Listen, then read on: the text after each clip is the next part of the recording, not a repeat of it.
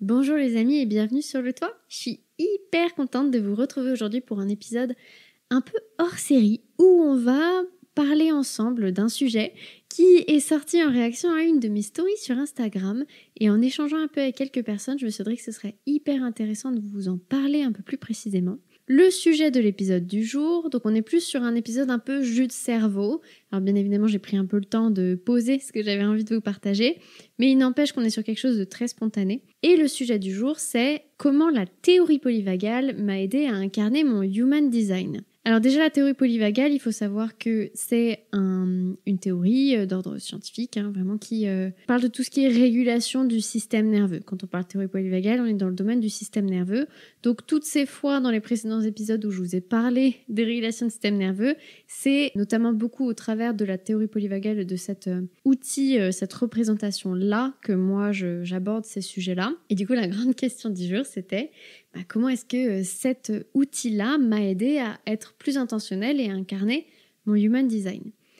Donc pour refaire un petit point d'état des lieux, donc moi le human design il est rentré dans ma vie il y a maintenant 4 ans. La théorie polyvagale, elle, c'est plutôt de l'ordre de 2 ans. Quand le human design il est rentré dans ma vie, j'avais déjà des années de développement personnel et d'introspection derrière moi, et du coup il est presque plus venu confirmer et m'autoriser tout un tas de choses que je savais déjà à mon sujet. Il m'a permis d'être plus intentionnelle et il m'a surtout donné une banque de données, d'expérimentation à faire dans mon quotidien absolument monstrueuse. Donc pour ça, si jamais vous connaissez pas bien mon rapport au Human Design, je vous invite à aller écouter l'épisode de podcast dédié où j'en parle. Si jamais vous connaissez pas ma position sur cet outil pseudo-scientifique, mais concrètement, ça a été, comme on dit, game changer, notamment entre 2020 et 2022 pour moi, parce que ça m'a permis d'expérimenter encore plus de choses à mon sujet et d'être très intentionnelle, notamment sur certains non négociables pour moi, après les avoir expérimentés bien sûr, pas directement à partir de l'outil, dès mes débuts dans l'entrepreneuriat. Typiquement, il y avait tous les sujets autour de la gestion de mon énergie, du fait que je savais que j'étais quelqu'un qui avait besoin de repos, du fait que je savais que les choses étaient plus fluides pour moi quand je me sentais reconnue et invitée sur certains sujets où j'avais développé des expertises, etc. Donc des choses très propres à mon type, qui est du coup le type projecteur, que j'avais déjà pu expérimenter bien avant de connaître le Human Design et qu'il est du coup venu un peu confirmer, sachant qu'en soi, la confirmation directe du Human Design, je m'en moque un peu, c'est les expérimentations dans ma vie que j'ai pu faire avec ça qui m'intéressent. En 2022, moi j'ai fait un semestre d'introduction à la psychologie à l'université de Toronto, en ligne, donc en format MOOC, et j'ai découvert tout ce qu'il y a autour du système nerveux, de la théorie polyvagale à ce moment-là. Pour être sincère, pendant 1 an, ça a été un sujet que j'aimais beaucoup et que j'intégrais petit à petit, j'expérimentais, mais par contre, j'ai surtout vraiment commencé à l'explorer et l'expérimenter de manière très intentionnelle à partir de l'été dernier, parce que concrètement, en 2022, je me suis formée au coaching, je me suis aussi formée au Human Design, je me suis de plus en plus éduquée et intéressée à l'entrepreneuriat, ce qui fait qu'en 2023, je me suis lancée en tant que coach. Donc dès janvier, j'ai commencé à coacher. Alors en soi, j'avais déjà commencé à coacher pendant la formation, mais j'ai commencé à avoir des clients et du coaching, faire du coaching rémunéré en janvier. Et du coup, quelques mois passent, on arrive au printemps, et j'avais vraiment ce feeling que j'y allais pas à fond, alors que tous les feux étaient au vert. Vraiment, j'avais aucune raison de ne pas aller plus fort dans l'entrepreneuriat, de créer des offres plus ambitieuses, pourquoi pas tester de créer un programme signature, etc. Et j'y allais pas et je comprenais pas pourquoi. Donc j'ai rejoint un mastermind sur les 2 mois de l'été pour vachement m'accompagner sur toute cette partie stratégie où il y avait du coaching, etc. Et je m'étais dit, puisque seule je vois que j'y vais pas, je vais rejoindre un mastermind, comme ça on va me pousser un peu aux fesses et je vais y aller à fond. Et il se trouve que donc j'avais la coach qui me donnait toute la stratégie, qui en plus me coachait sur certains points, etc. Donc l'accompagnement vraiment stratégique et mindset, c'était génial, il n'y a rien à redire là-dessus. Mais il n'empêche que plus j'avançais, plus je sentais de la résistance et vraiment, mentalement, je ne comprenais pas. J'avais le soutien de mes proches, j'avais jamais arrêté de coacher, donc je continuais de développer mes compétences de coach. J'avais même déjà commencé à construire une petite communauté sur Instagram et il y avait des personnes qui me faisaient savoir qu'elles attendaient mes offres. Donc ça ne faisait aucun sens de ne pas y aller. Et plus j'avançais dans le mastermind, plus en plus je sentais physiquement de la résistance. Je me retrouvais à fondre en larmes en coaching. Je devais faire des interviews clients idéaux et quand j'en faisais 2 dans la journée, je voyais que j'étais épuisée, que j'étais plus capable de rien faire dans la journée. Et en fait, au bout des 2 mois, je me suis retrouvée à complètement vivre un effondrement, donc avoir un effondrement complet de mon énergie. Et je me suis retrouvée à n'être plus capable de faire quoi que ce soit pendant des jours, des semaines. Il m'a fallu 2 mois pour me remettre de cet été-là, avec bien sûr en un off. Donc au début, je crois que j'ai dû prendre peut-être 2 semaines quasiment complètes d'arrêt à plus rien faire, dont 1 semaine en plus en détox digital, désinstaller Instagram, etc. Et puis derrière, ça a été, je reprenais très très très très très doucement. Et c'était une époque où je faisais beaucoup de mots croisés et de sudoku, par exemple, pour vraiment faire des tâches simples en dehors des écrans, etc. Et du coup, quand j'ai vécu ça, je me suis dit, en fait, il y a un problème, c'est pas normal que je me retrouve dans un tel état comme ça. Je reconnais tous les signaux du burn-out alors que je n'étais pas en surcharge de travail et surtout, je suis plus en salariat, j'ai pleinement la main sur ce que je peux faire. Donc, c'est pas normal. Et c'est à ce moment-là que je me suis replongée dans la théorie polyvagale, dans toute cette richesse d'analyse et de compréhension du fonctionnement du système nerveux, de la gestion de l'énergie en fait, parce qu'en soi, j'utilise souvent le mot stress, mais c'est la gestion de notre énergie dans notre corps, et ça a apporté un niveau de finesse et de compréhension, notamment vis-à-vis des différents modes survie. Donc, les modes survie, c'est vraiment juste quand il y a un excès d'énergie dans notre corps qui fait qu'il ne peut plus fonctionner correctement. Donc tout ce qui va être le combat, la fuite, le figement, donc vous savez, le fight, fly, freeze, que ces réactions-là, c'est quelque chose qu'on comprend avec finesse grâce à la théorie polyvagale, et notamment donc en reprenant le temps de me poser dans tous ces points théoriques et en l'appliquant vraiment à moi, que j'ai compris ce qui s'était passé, j'ai compris à quel point j'avais ignoré certains signaux de mon corps pendant toute cette partie-là, et du coup, j'ai pu commencer à développer une capacité de passage à l'action beaucoup plus saine, à force d'utiliser la théorie polyvagale à mes côtés, donc tout ce qui est gestion de mon énergie au travers de cet outil-là. J'ai pu me réapproprier mon énergie, comprendre comment me challenger et agrandir ma zone de confort de manière saine pour devenir de plus en plus capable de faire de plus en plus de choses sans tomber dans ce genre de travers-là à finir complètement effondrée dans des modes survie complets, quoi. Ce qui m'a amené à faire cet épisode-là, c'est que j'ai eu une question de quelqu'un suite à mes partages en story, parce que notamment là en ce moment, vous le savez peut-être, mais je suis en plein lancement de mon programme Ancré, qui est justement à propos de la théorie polyvagale, qui est justement là pour transmettre ce que j'ai appris au travers de cet outil, comment je l'utilise pour justement favoriser un passage à l'action hyper sain et en prenant en compte nos réelles capacités de passage à l'action pour développer de plus en plus de capacités de passage à l'action. Et du coup, typiquement, je suis en plein lancement de ce programme-là, et qui dit lancement dit j'ai beaucoup de tâches et d'actions à faire, dont toute une partie qui sont challengeantes, parce que tout l'intérêt, ce qui fait que j'aime autant l'entrepreneuriat, c'est aussi qu'on peut se challenger, et c'est quelque chose que j'aime bien. Et du coup, je me retrouve à faire beaucoup de choses qui sont nouvelles, qui sont stressantes. Je mets en œuvre tous les outils que je transmets dans Ancré, et je me surprends presque moi-même par ma grande capacité de passage à l'action et à déployer beaucoup de choses différentes depuis 10 jours. Et je partage ça quasiment sans filtre sur mes réseaux sociaux. Et il se trouve que mardi, ça a été une journée particulièrement productive où j'ai repris tout le copywriting de la page de présentation de Ancré pour que ça corresponde plus à ce que vraiment j'avais envie de transmettre. J'ai enregistré un épisode de podcast, monté, je l'ai programmé, j'ai publié un réel et un carousel sur Instagram, j'ai eu une interview avec un client, j'ai répondu à mes clients individuels de coaching. Donc il y a beaucoup de choses qui se sont passées, et il se trouve que pour limiter mon temps d'écran, notamment sur les réseaux sociaux, j'utilise une application sur mon téléphone qui s'appelle Opal, où j'ai programmé que sur certaines tranches horaires, je veux qu'il me bloque l'accès aux réseaux sociaux. Et en fin de journée, quand il bloque, il me fait un message pour m'indiquer quel a été mon temps d'écran. Et notamment, il fait la distinction entre le temps sur le téléphone dans des applications productives et non productives. Et quand j'ai regardé du coup mon score mardi, j'avais passé que 1h20, je crois, sur mon téléphone de toute la journée. Du coup, j'étais là, waouh, ouais, donc ça, c'est carrément un bon indicateur de deep work. Et donc, j'ai partagé ce screenshot-là sur Instagram pour montrer, waouh, journée trop productive, c'était incroyable. Et on est venu me demander, mais en fait, est-ce que t'es pas en train de t'éloigner du human design? Parce que là, on dirait presque que tu dis que si on est fatigué ou qu'on fait moins, en fait, on est dérégulé, et tu fais presque l'apologie d'une vie de générateur. Et selon moi, pas du tout. Mais bien évidemment, ce qu'on ne peut pas savoir, parce que je ne l'avais pas partagé à ce moment-là, c'est l'ampleur de tout ce qu'il y a d'autre dans ma journée. Parce que vous doutez bien que si j'ai passé que 1h20 sur mon écran, ça ne veut pas forcément dire que j'ai travaillé de 8h du matin à 22h. Qu'on ne peut pas savoir quand j'indique tout ce que j'ai produit dans une journée, c'est combien de temps ça m'a pris de faire tout ça. Et ça, effectivement, c'est quelque chose que je n'avais pas partagé. Je n'ai pas partagé mon calendrier effectif. En soi, sur ces mardis-là, pour vous donner l'exemple, le matin, j'ai dû prendre peut-être 45 minutes, 1 heure max pour reprendre le copywriting de la page de présentation de Ancré, et c'est tout. J'ai rien fait d'autre le matin. J'ai déconnecté. Quand je me suis réveillée, j'ai pris le temps de m'exposer un peu à la lumière, de prendre mon petit déjeuner tranquille, sans écran. J'ai pris le temps de prendre un peu soin de moi le matin, de répondre à des vocaux de certaines personnes. C'était très très chill et j'ai très peu travaillé le matin. J'ai pris ma pause déjeuner tranquille en regardant une vidéo YouTube qui me faisait plaisir. Et puis, je me suis mise à travailler en début d'après-midi. Et là, il se trouve que je me suis retrouvée dans un tunnel de concentration qui a fait que j'ai été hyper efficace et que j'ai hyper bien travaillé jusqu'au soir. À ce moment-là, je me suis arrêtée, j'ai dîné et puis hop, c'était déconnecté et il n'y avait plus rien.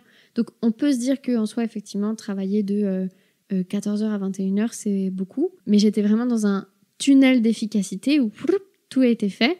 Et le matin, j'avais pris du temps de qualité et de repos, j'avais pas été à fond dans le travail et du coup, c'est pas du tout ce que je considère une journée de générateur. Donc selon moi, le fait d'intégrer la théorie polyvagale, c'est ce qui m'a permis de pleinement saisir déjà la blessure qui avait créé le burn-out en moi. À savoir que ça m'a permis de comprendre quand est-ce que j'étais fatiguée parce que j'avais besoin de repos, versus quand en réalité, j'étais pas tellement fatiguée, mais j'étais dans des états de survie. Donc c'est typiquement ce que je vous avais décrit sur l'été dernier, quand en fait j'avais vraiment zéro énergie toute la journée. C'était pas que juste j'avais besoin d'énormément de repos. En soi, sur 1, 2, 3 journées peut-être, mais quand ça commence à durer 1 semaine, 2 semaines, si l'énergie n'est toujours pas là, c'est pas une histoire de vous être projecteur. C'est une histoire de mode survie avec le système nerveux. Et c'est vraiment cette nuance-là que la théorie polyvagale m'a apportée. Et ça m'a permis de comprendre avec encore plus de finesse et de compréhension comment fonctionne l'énergie dans mon corps, quand est-ce que je maximise le potentiel de mon énergie et quand est-ce que je tombe dans des travers qui ne sont pas adaptés par rapport à la situation. Parce que attention, les modes survie portent bien leur nom. Quand notre vie, elle est réellement en danger, heureusement que les modes survie, ils sont là. Donc typiquement, vous êtes en train de traverser la rue, vous entendez le klaxon du tramway qui se rapproche. Heureusement que votre système nerveux est capable de s'activer très fort pour vous donner un maximum d'énergie, pour que vous ayez l'énergie de courir pour pas vous faire renverser par le tram. Par contre, quand vous êtes en train de vous préparer à faire une story sur Instagram ou en plein lancement de votre offre ou que vous allez passer un coup de fil pour commander une pizza, là, c'est pas adapté de tomber en mode survie. Et c'est ce genre de finesse-là que la théorie polyvagale ça permis d'avoir. Et ça donne une capacité de compréhension qui, moi, justement, m'a permis de pleinement comprendre et vivre avec encore plus d'intensité cette fameuse efficacité du projecteur. Ça m'a apporté toutes les nuances qui m'ont permis d'avoir encore plus de connexion à mes ressentis corporels grâce à cette compréhension fine et profonde de la façon dont mon énergie, elle augmente et elle baisse dans mon corps. Et cette connexion et cette introspection à mes ressentis, ça a été une richesse dingue qui m'a permis d'encore plus incarner mon énergie de projecteur. Donc ça m'a pas du tout fait tomber dans les travers de vouloir devenir un générateur, mais juste ça m'a permis de déployer encore plus l'efficacité de mon énergie, sachant que quand on est très à l'écoute de nos ressentis, notamment grâce à la théorie polyvagale, on est notamment très à l'écoute de nos besoins de repos. Donc c'est potentiellement quelque chose que certaines personnes, elles ont pu atteindre juste avec le Human Design.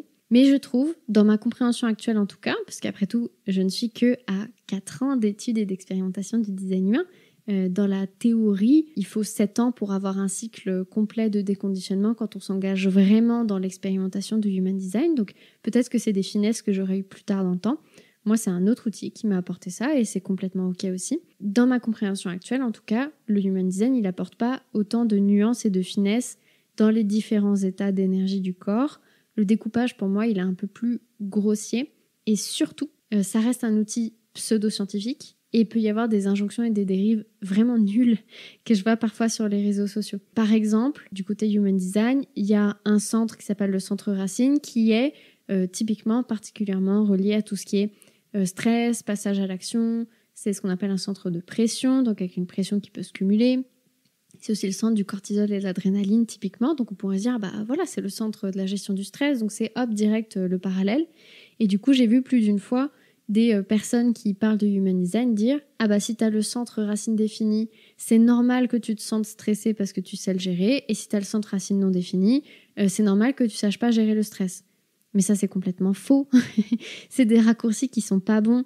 Et en vrai, quelqu'un qui a une vraie compréhension correcte du Human Design ne vous dira pas ça. Mais quand on n'a pas la compréhension correcte du Human Design et qu'on n'a pas de base scientifique, on peut pas se douter que ce qu'on est en train de dire, c'est non seulement faux, mais qu'en plus, ça peut créer des injonctions qui peuvent être destructrices pour les personnes, parce que ça peut les amener à croire que c'est normal d'être stressé et rester dans des comportements et des énergies qui sont pas ouf pour eux, et du coup, créer encore plus de stress et potentiellement ensuite créer des effondrements comme moi j'ai vécu l'été dernier, et ça, c'est vraiment pas magique. Donc, la théorie polyvagale, moi, c'est vraiment ce qui m'a permis d'exploiter pleinement l'énergie que j'ai, ce qui m'a permis d'élargir ma zone de confort, qui me permet petit à petit de me challenger dans des limites qui sont saines pour moi. Je sais que je suis plus que jamais à l'écoute de mon besoin de repos, que j'ai atteint des équilibres plus sains depuis que j'ai intégré la théorie polyvagale dans mon quotidien, que lorsque j'avais que le Human Design dans ma boîte à outils. Après, j'ai jamais eu que le Human Design parce que j'ai une formation d'ingénieur en sciences cognitives, donc littéralement, les mécanismes du stress, pas au travers de la théorie polyvagale, mais d'autres mécanismes du stress, c'est quelque chose que j'avais étudié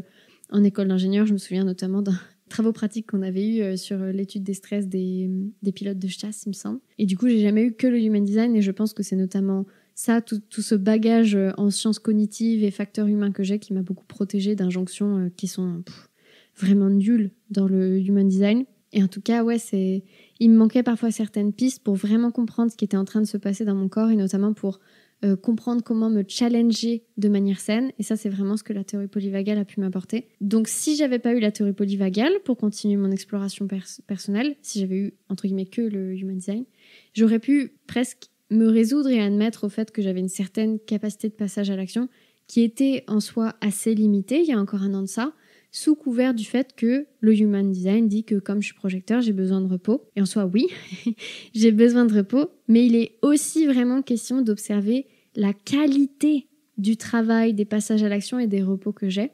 Et en apprenant à prendre soin de mon énergie, de mon système nerveux et de ma régulation et de mon repos, j'ai développé une capacité de passage à l'action bien supérieure, sans pour autant m'être mise à travailler plus, mais en apportant un équilibre d'un point de vue énergie qui est très différent. Et vraiment, en fait, maintenant, quand je suis capable de sentir dans mon corps, j'ai atteint un niveau de connexion à mes ressentis qui fait que je suis capable de ressentir si là, maintenant, tout de suite, ce dont j'ai besoin, c'est d'une sieste ou au contraire de me remettre en mouvement.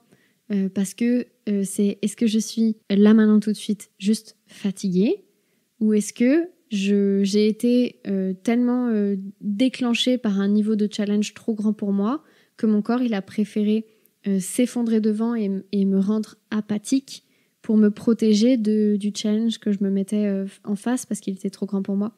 Donc c'est vraiment, ça m'a vraiment donné les éléments qui me permettent d'avoir une qualité d'observation de mon énergie qui est bien plus grande. Et pour autant, ça ne change pas le fait que mon quotidien, ce n'est pas du tout de bosser de 8h à 20h de manière très stable comme un générateur. C'est très différent de ça.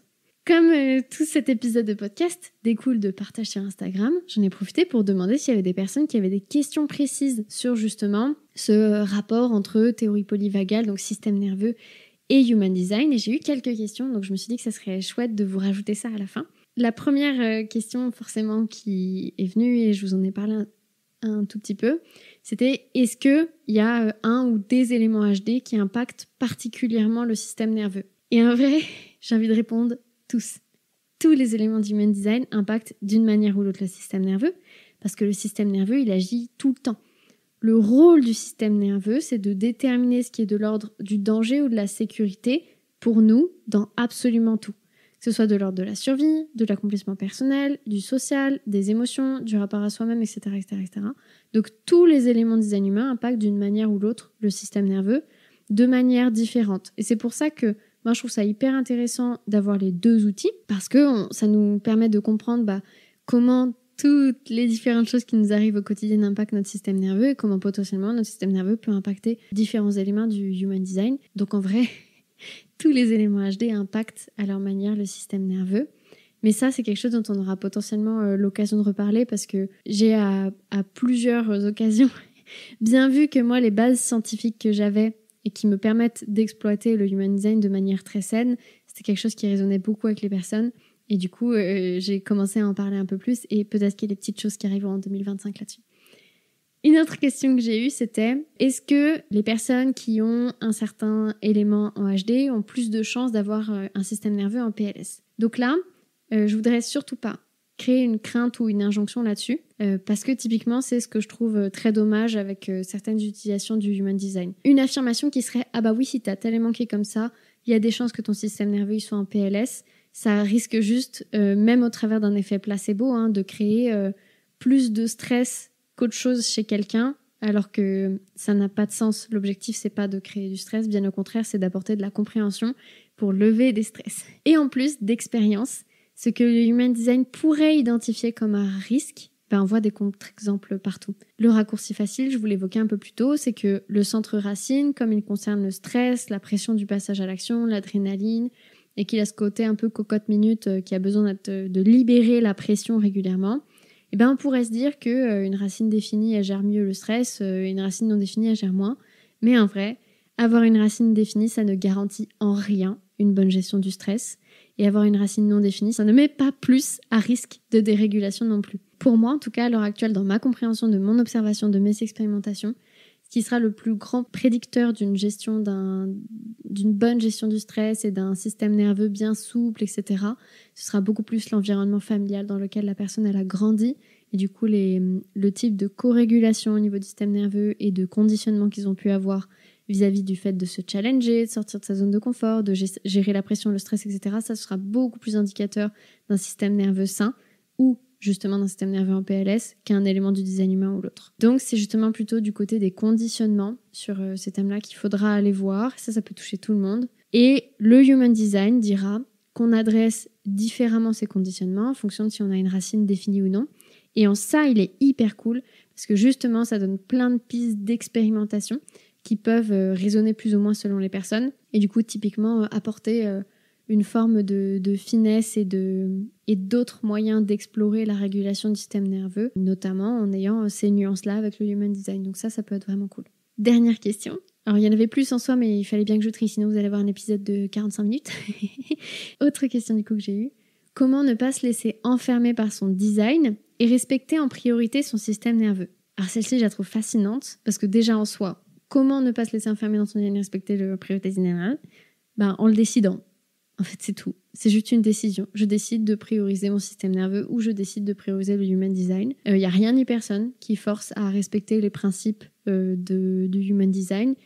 Qui plus est, c'est un outil pseudo-scientifique. Donc moi, j'invite vraiment à ne pas respecter de manière rigide les principes du Human Design, mais à être très ouvert à l'expérimentation. Et d'ailleurs, sachez que pour le système nerveux, aussi, en soi, il y a beaucoup de dérives pseudo-scientifiques. Pour vous donner un petit exemple, à l'heure actuelle, en tout cas de ce que moi j'ai pu voir de la littérature scientifique, donc bien évidemment je n'ai pas lu l'entièreté de la littérature scientifique, donc n'hésitez pas à faire vos propres recherches, mais de ce que moi j'ai vu de la littérature scientifique, la théorie polyvagale elle n'est pas 100% et complètement reconnue par l'entièreté de la communauté scientifique déjà, et pour tout ce qui va être, parce que qui dit théorie polyvagale, système nerveux, on va assez vite parler du nerf vague qui est le plus long nerf dans le corps et qui du coup est clé dans le fonctionnement du système nerveux. Et à l'heure actuelle, notamment, on voit beaucoup sur les réseaux sociaux, il y a des bouquins, des machins, etc., qui expliquent que c'est vraiment c'est un miracle, le nerf vague, quoi. Et il se trouve que dans la littérature scientifique, à l'heure actuelle, il y a effectivement des papiers qui disent que la stimulation du nerf vague, ça donne de très bons résultats pour tout ce qui va être apaisement des signaux d'anxiété, dépression, etc. La nuance qui fait toute la différence, c'est que ces études-là, ça a été de la stimulation du nerf vague au travers de courants électriques qui ont été faites et pas du tout en se massant l'oreille pour masser le nerf vague au travers de l'oreille ou en faisant des gargarismes pour faire vibrer la gorge et donc stimuler le nerf vague. Donc certes, la littérature scientifique s'intéresse au nerf vague et il y a des chouettes résultats avec de la stimulation électrique, mais pas juste en massant l'oreille. Donc faites attention. En fait, de toute façon, c'est tout le principe des dérives pseudo-scientifiques, c'est que ça part d'une base scientifique réelle, mais que derrière, ça élargit outre mesure pour faire des promesses qui sont trop belles. Donc attention, tout ce qui vous promettra que vous allez...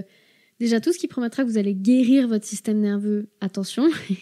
Et en plus, juste en stimulant votre nerf vague, en faisant des massages dans l'oreille et en chantant, ça, la littérature scientifique n'est pas d'accord encore à l'heure actuelle. Tout ça pour dire que si une telle question, le message derrière, c'est que à l'heure actuelle, le Human Design te prend ton pouvoir de décision, alors à mon sens, ton rapport à cet outil n'est pas sain. En aucun cas, le Human Design ne doit te retirer ton libre arbitre. Même moi, en ayant raisonné très rapidement avec beaucoup de ce que le Human Design avait à dire sur mon design, je me suis toujours imposé la routine d'expérimenter dans ma vie. Et je pense que c'est cette rigueur qui m'a protégée de pas mal de ce genre en tout cas du genre de dérive qu'on peut voir sur les réseaux sociaux. Aujourd'hui encore, j'expérimente beaucoup, y compris sur les grands principes, y compris certains que j'avais déjà expérimentés. Et d'ailleurs, c'est même ça qui a déclenché cet épisode-là. Parce que ça fait 10 jours que je travaille énormément, parce que je suis en plein lancement pour Ancré, et je suis transparente quand je le partage sur le fait que je travaille beaucoup, que en soi, la quantité de travail que je fournis, elle est grande, mais ce que j'avais pas partagé, c'est tous les moments de repos de qualité, d'intensité équivalente que j'ai, parce que quand j'ai des repos de qualité, j'ai pas mon téléphone, je fais des siestes, j'ai des moments de déconnexion, et ça, effectivement, j'ai pas forcément pensé à les partager. C'est vraiment un équilibre à trouver.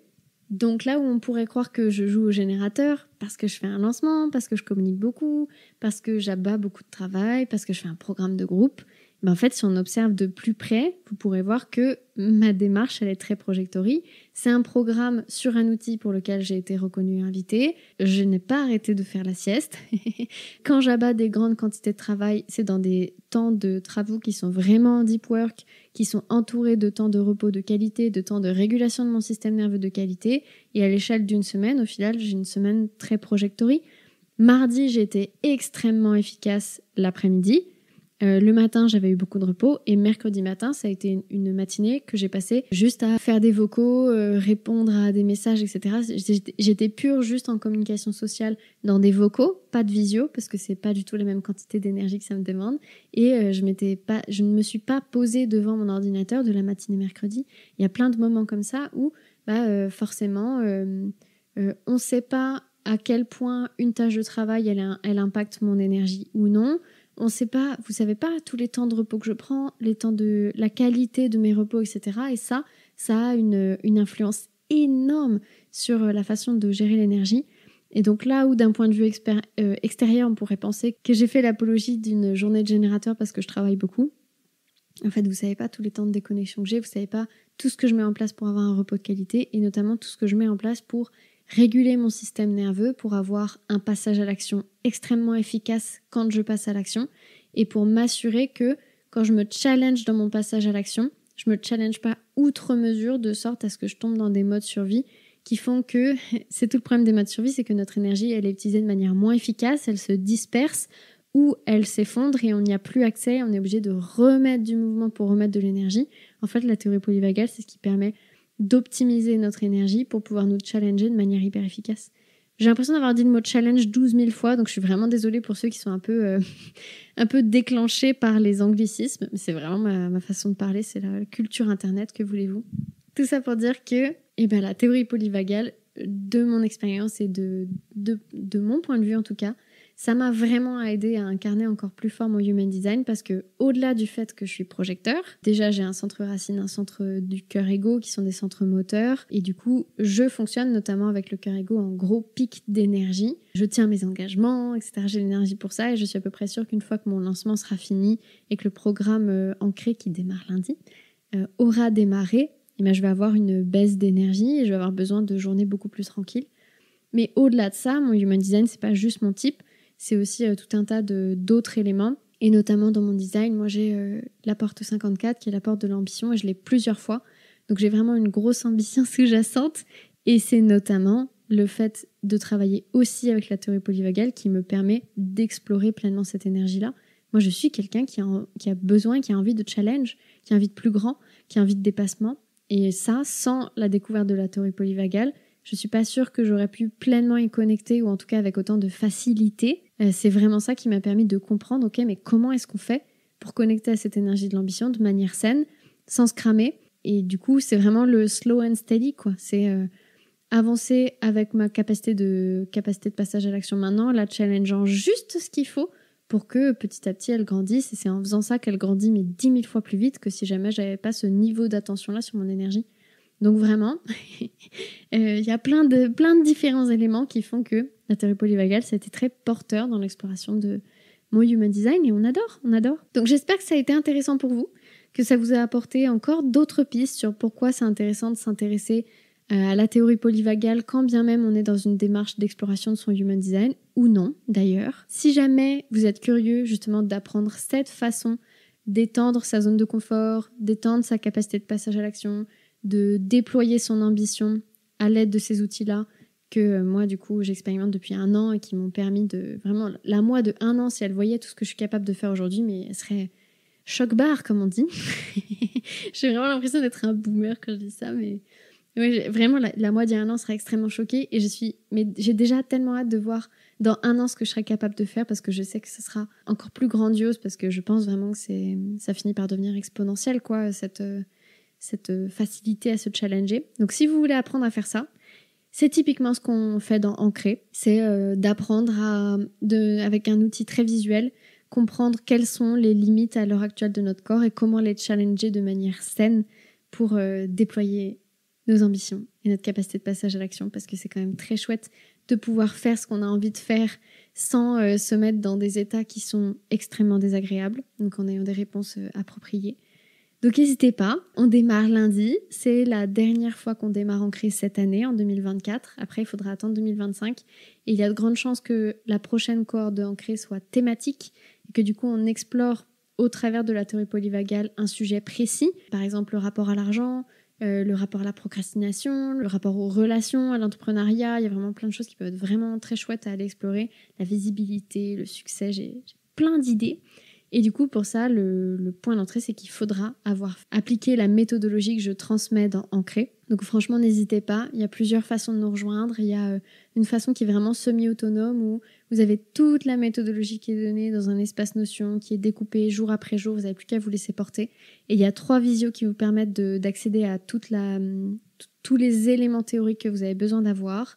Sachant que en soi, si vous n'êtes pas dispo au visio, concrètement, vous pouvez presque vivre cette aventure en différé, donc nous rejoindre lundi, mais faire suivre les replays et appliquer la méthodologie dans 1 mois et demi, voire en début 2025, ce sera la même chose. Et si jamais vous voulez vraiment vivre l'expérience avec l'énergie du groupe, avec d'autres personnes qui expérimentent la même chose que vous, il y a une option où il y a un Telegram de groupe. Et si jamais vous voulez vraiment l'option VIP, où vous êtes tous les jours en contact avec moi direct dans un Telegram, avec aussi une visio one-one pour très précisément établir votre cartographie et appliquer ça à votre quotidien et voir de manière très pratico-pratique comment vous allez pouvoir utiliser ça, et bien il y a aussi cette option-là qui est possible. Donc franchement, moi ça fait partie des méthodologies que j'ai développées et appliquées dans mon quotidien qui ont le plus changé ma vie. Ça m'a vraiment redonné foi en le fait que j'étais capable de très grandes choses et que jusque-là, j'avais manqué de la bonne méthodologie pour rendre ça possible sans que ça me paraisse trop grand. C'est vraiment ce qui m'a permis de comprendre quel était le gap entre moi et mes rêves les plus fous. Et encore, je suis à peu près sûre que mes rêves les plus fous, ils ne sont même pas encore déjà formulés dans ma tête. Donc ouais, c'est vraiment le point d'entrée de tout ça. Sachant que, attention, n'hésitez pas à aller voir la page de présentation de Ancré.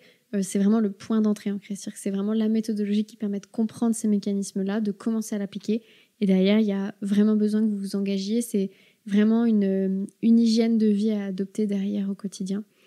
Si jamais vous avez des questions, n'hésitez pas à venir me les poser sur Instagram ou par mail. J'y répondrai avec plaisir. Toutes les infos sont en description de ce podcast. J'espère que vous avez passé un bon moment en ma compagnie. Moi, cet épisode vraiment plus jus de cerveau, où je vous ai transmis toutes mes réflexions autour de ce thème-là et en répondant à quelques questions que j'ai eues sur Instagram, ça m'a fait très plaisir. Donc franchement, si ça vous a plu, on pourra en faire plus souvent, des petits jus de cerveau comme ça. C'est quelque chose que je fais souvent sur Instagram en story ou auprès de copines, mais pourquoi pas avec vous en podcast, ça peut être vraiment très chouette, on a plus le temps en plus, c'est plus posé, moi j'adore. Si cet épisode vous a plu, n'hésitez pas à lui mettre 5 étoiles, ça m'aide énormément à la visibilité de ce podcast. N'hésitez pas à l'envoyer à 2 personnes que vous pensez que ça pourrait intéresser. On se retrouve sur les différents réseaux. Je vous souhaite une très belle journée et je vous dis à très vite, ici ou ailleurs.